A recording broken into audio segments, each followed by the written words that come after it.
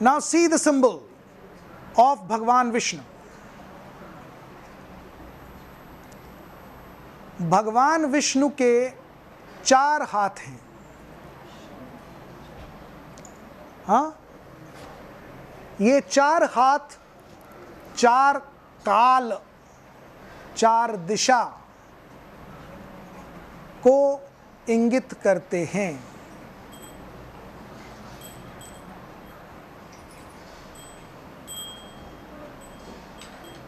Symbol कह रहा है कि चाहे वो पूर्व, पश्चिम, उत्तर, दक्षिण, चाहे जहां चले जाओ, सर्वव्यापता भगवान की तुम्हारा पीछा नहीं छोड़ेगी. ये सर्वव्यापता का सिंबल कैसे है? क्योंकि हिंदू शास्त्र कहते हैं और उन्हीं उपनिषदों में एक महावाक्य है, अहम ब्रह्मास्मि, मैं ही भगवान हूं. और यह सिंबल आपको याद दिला रहा है कि स्वयं आप ही भगवान हैं, आपके अंदर ही भगवान है. तो कहीं चले जाओ, पूर्व, पश्चिम, उत्तर, दक्षिण, अपने आप से कैसे बचोगे? पाप कर्म करोगे तो भी कोई देख रहा है, स्वयं तो हो. सत्कर्म करोगे तो भी कोई देख रहा है. और ये दिखाना, ये समझाने के लिए अगर कोई किसी को कहे तुम ही हो, तुम खुद ही भगवान हो, तो शायद बात समझ में नहीं आई. इसलिए ये सिंबल बनाया गया 4 हाथ वाला. बचोगे नहीं, शायद बात समझ में आ जाए. अब इन 4 हाथों में 4 वस्तुएं हैं. देखिए, एक हाथ में शंख है,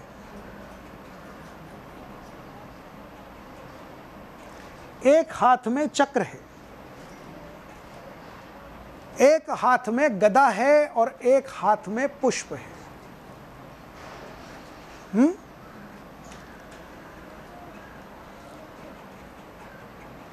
अब आप समझिए, सिंबल का मतलब समझिए.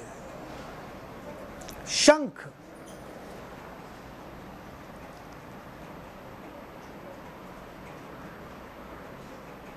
शंख जो है,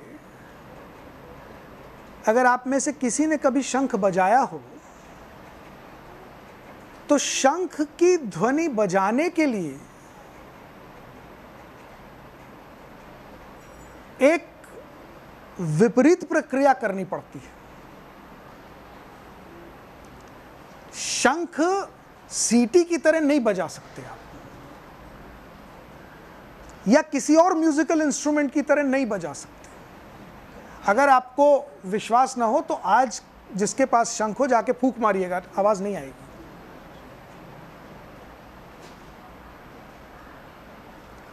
शंख की ध्वनि निकालने के लिए नाभि से स्वर का उत्पन्न करना होता है.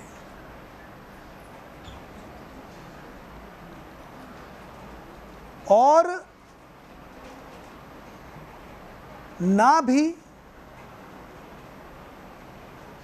कहा जाता है कि सारे शरीर का केंद्र बिंदु है.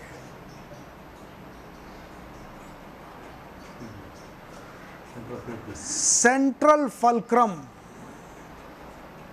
कहा जाता है कि शरीर में जितने दोष उत्पन्न होते हैं वो पेट से उत्पन्न होते हैं.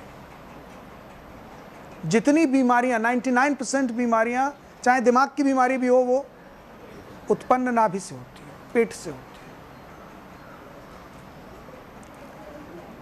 तो जो आपके फल्क्रम को कंट्रोल कर सके वो शंख. और जिसने ये सिंबल समझा वो देवत्व की तरफ एक स्टेप बढ़ गया. Control the fulcrum.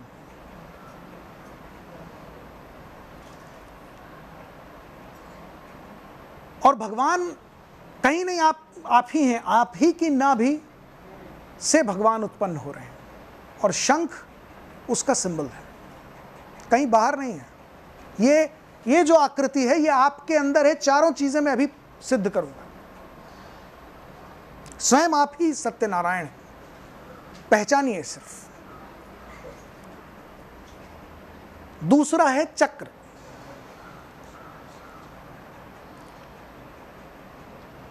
चक्र डिनोट करता है काल को। चक्र स्थिर नहीं है। चक्र जो है सदैव गतिमान है। आप चाहें तो स्वयं ट्राई कर लीजिए, कोई चक्र आप ऐसे चाहें तो खड़ा रह जाए, नहीं रहेगा।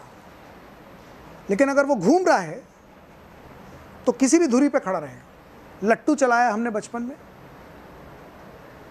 धागा बांध के लट्टू ऐसे नोक पर खड़ा करना चाहे नहीं खड़ा होगा, लेकिन गतिमान है तो खड़ा रहेगा। साइकिल चलाई है, साइकिल को आप खड़ा करना चाहें गिर जाएगी, लेकिन गतिमान है तो बैलेंस में चलती जाएगी। तो जो चक्र है वो काल को डिनोट कर रहा है। काल गतिमान है, स्थिर नहीं है। और थोड़ा सा क्लिष्ट है ये भाव, लेकिन फिर भी समझाता हूं।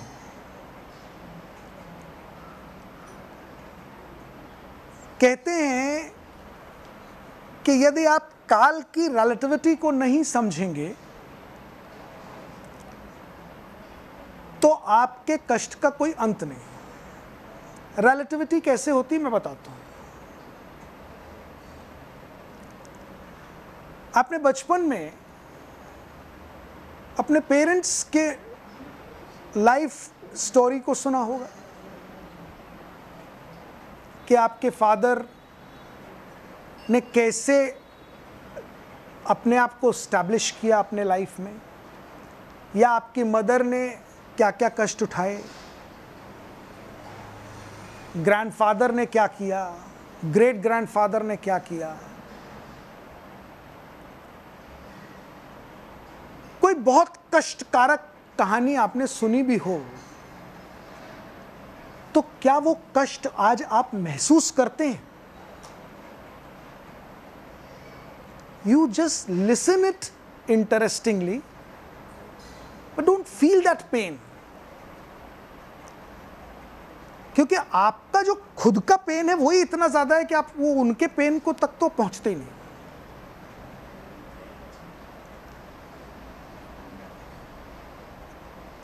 प्राचीन काल का कोई एग्जाम्पल आप उठा लीजिए, कितना भी दारुण हो, कष्टकारक हो। जालियांवाला बाग में जनरल डायर ने बहुत सारे लोगों को मार डाला, ये सब ने पढ़ा होगा। किसी को पेन हुआ? Did you feel any loss? जो आपको नहीं हो रहा वो है ये चक्र, थ्योरी ऑफ रिलेटिविटी। काल का जो चक्र है वो आपके कष्ट की रिलेटिविटी को डिटरमिन करता है। Forget about general Dyer, forget about your grandfather, great. आप अपने जीवन के कुछ वर्ष पहले के कष्ट को उतना पेन महसूस करते हैं क्या? करंट पेन को जितना महसूस कर रहे हैं, कुछ वर्ष पहले के पेन को आप रिलेटिवली नहीं फील करते? That denotes the theory of relativity of काल। वो चक्र है, वो गतिमान है, और वो मैसेज दे रहा है that think of long term। इस काल के चक्र में ये प्रतिदिन हो रहा है, इससे द्रवित मत हो जाओ, परेशान मत हो जाओ। यही कष्ट जिसको तुम इतना असीम मान रहे हो, बर्दाश्त के बाहर मान रहे हो, ये देखो चंद दिनों बाद तुम्हारे लिए एक इंटरेस्टिंग स्टोरी बन जाएगा। दैट्स इट, एक एनेक्डोट बन जाएगा। You yourself may be narrating this pain to others, and the others will be listening interestingly. वो पेन ना वो सुनने वाला महसूस करेगा, ना बताने वाला भी उतने पेनफुली बताएगा. And that is chakra. So the moment you understand the significance of chakra, this particular moment of pain also will not be painful to you. You will get over with it. क्या this is also pass. This is also going to pass. ये भी सब बीत जाने वाला है, कहीं कुछ नहीं होने वाला. आने वाली जनरेशन कभी इसको महसूस भी नहीं करने वाली. The third is Gada. Gada is the significance of Dand.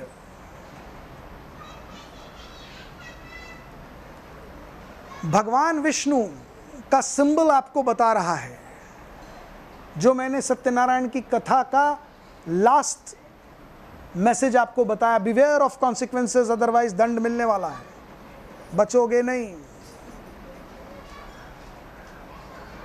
Activity अगर गधा वाली है तो परिणाम गधा ही है.